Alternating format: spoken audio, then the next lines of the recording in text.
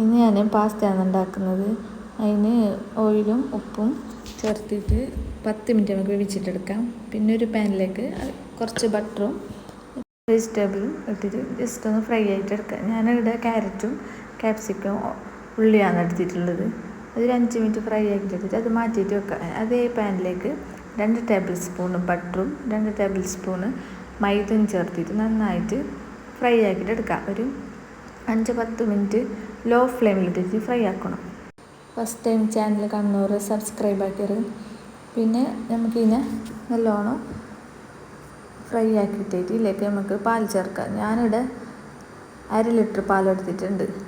First കുറച്ചായിട്ട് ചേർത്തിട്ട് അതിനെ ഈ മൈദയെല്ലാം നല്ലോണം മിക്സായിട്ട് നല്ല ഒരു പേസ്റ്റ് ആകുന്നോളം നമുക്ക് കുറച്ച് ചേർത്തോണ്ടിട്ട് മിക്സ് ആയിക്കൊണ്ട് നിൽക്കാം. ലാസ്റ്റ് ഫുള്ളായി ചേർത്തിട്ട് നല്ലോണം തിക്കാക്കിയിട്ട് ക്രീം പോലെ ആക്കിയിട്ട് എടുക്കണം.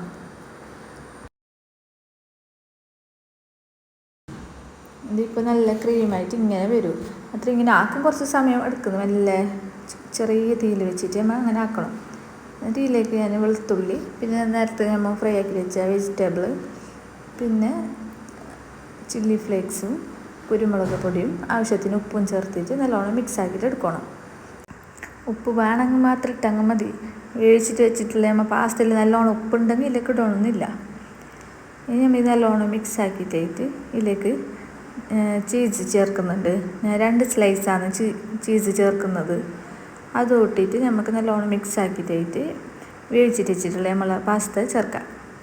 അത് കൂട്ടിയിട്ട് നല്ലോണം മിക്സ് ആക്കണം. മിക്സ് ആക്കിയിട്ടാകുമ്പോൾ നമുക്ക് തിക്കായിട്ട് തോന്നുന്നുണ്ടെങ്കിൽ ഞാൻ വേവിച്ച് വെച്ചിട്ട് അതിൻ്റെ വെള്ളം ഉണ്ടാകുന്നില്ലേ പാസ്തേൻ്റെ, അത് കുറച്ചായി ചേർത്തിട്ട് അത് നല്ല സ്മൂത്തിലായിട്ട് കുറച്ചിങ്ങനെ എടുത്തിട്ട് ഇങ്ങനെ നമുക്കൊരു ക്രീമി ആയിട്ട് തോന്നണ്ടേ, ആ ഒരു ടെക്സ്ചറിൽ വരുമ്പോൾ നമുക്ക് മിക്സ് ആക്കിയിട്ട് എടുക്കാം.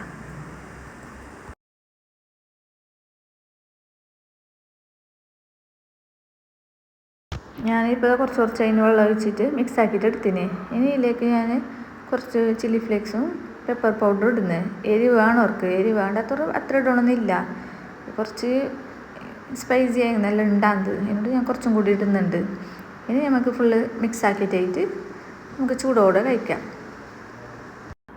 പിന്നെ ഇഷ്ടപ്പെട്ടെങ്കിൽ ലൈക്ക് അടിച്ചത്, പിന്നെ മറന്നുകൊണ്ട് സബ്സ്ക്രൈബ് ആക്കാൻ.